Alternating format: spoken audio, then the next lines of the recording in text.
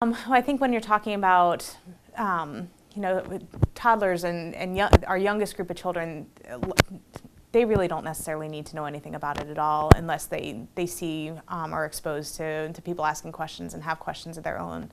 So I think keeping them away from the story as much as possible is probably helpful.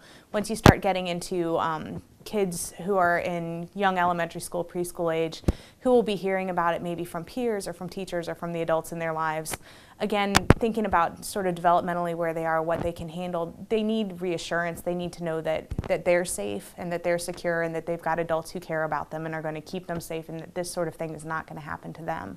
They don't necessarily need to know all of the details.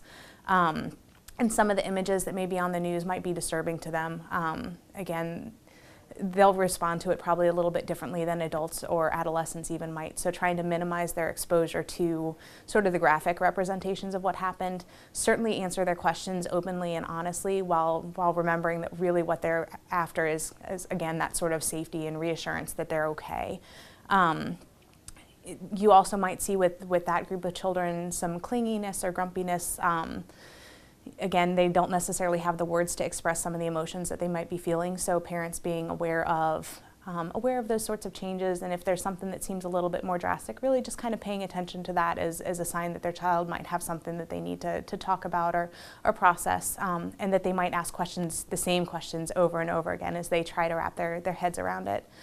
Once you get to older elementary and middle school, children are going to have more of a capacity to ask questions, to express emotions, and that sort of thing. So again, answering their questions honestly, knowing your child and knowing kind of how much would be too much or too little. So gauging the conversation based on what they need to know. Again, the reassurance and providing structure, but also allowing them the space and the opportunity to ask questions and feel like they're getting sort of honest answers, and we as adults need to model, appropriate expression of emotions. It's normal to feel angry, it's normal to feel sad, it's normal to be confused, it's normal to just kind of feel numb, and so teaching our children through our own behavior that those things are okay for them, and teaching them how to express that.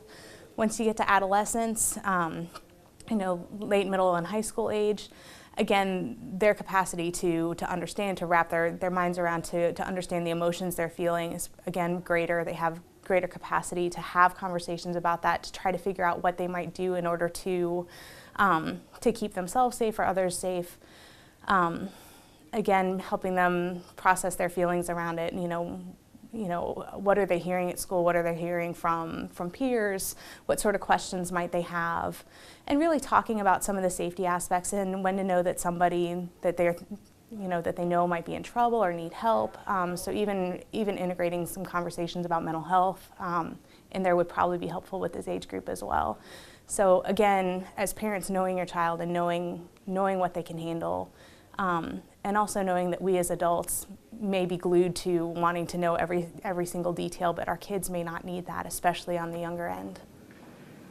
And I'm sure there's a lot of parents out there going, I don't even know how to begin a conversation. So what are the questions that they can ask,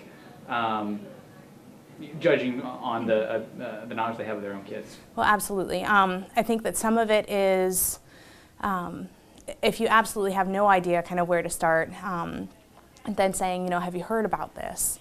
And what have you heard and what do you think?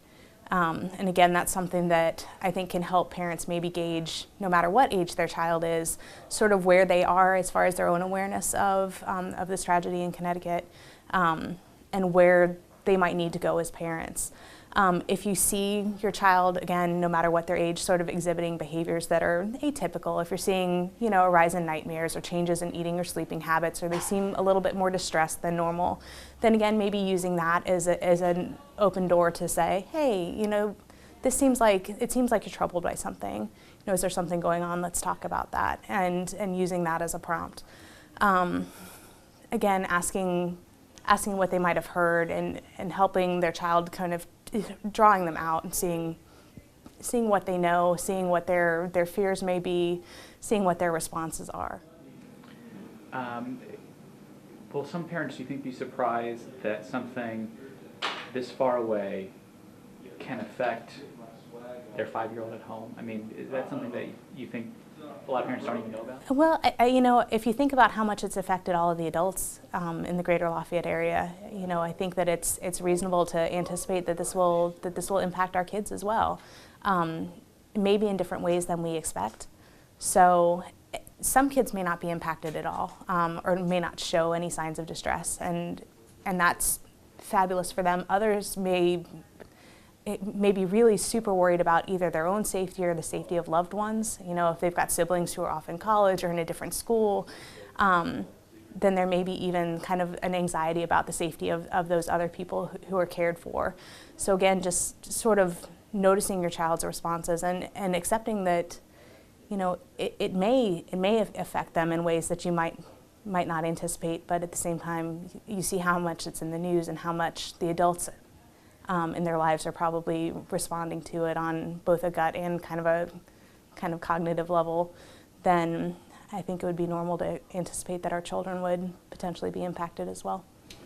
And do you think there's any difference if they're seeing a newspaper and they're seeing pictures or they're seeing news reports on television? I mean, can both of those have an impact, or is the moving image a lot more of a problem? I would tend to think that moving images, especially because they tend to be played and replayed, might have a little bit more of an impact, but that's not to say that a particularly kind of poignant photo in a newspaper might not pose some questions or raise some concerns.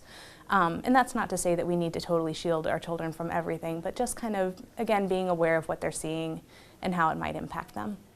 And final question, would it be appropriate for parents to call a school counselor or psychologist if they have more questions about how to handle it or interact with their child? Oh, absolutely. And there are always a lot of resources out there, and both online and in the schools and in the greater community. And I think that awareness of those tend to go up around incidents like this. But yes, if you're concerned about your child, then certainly calling a school counselor, a school psychologist. Those are great resources, you know, school nurse. But also, you know, there's some great organizations out there that have accessible information online, the American School Counselor Association, the American Counseling Association, among those that have resources about how to talk to children in crisis, or how to talk to them about community violence and those sorts of resources as well. So, and even a pediatrician, if you're noticing changes, you know, it's okay to call your child's pediatrician and say, you know, they're struggling with this. What might you recommend? So yes, tap into the resources that you have in your area.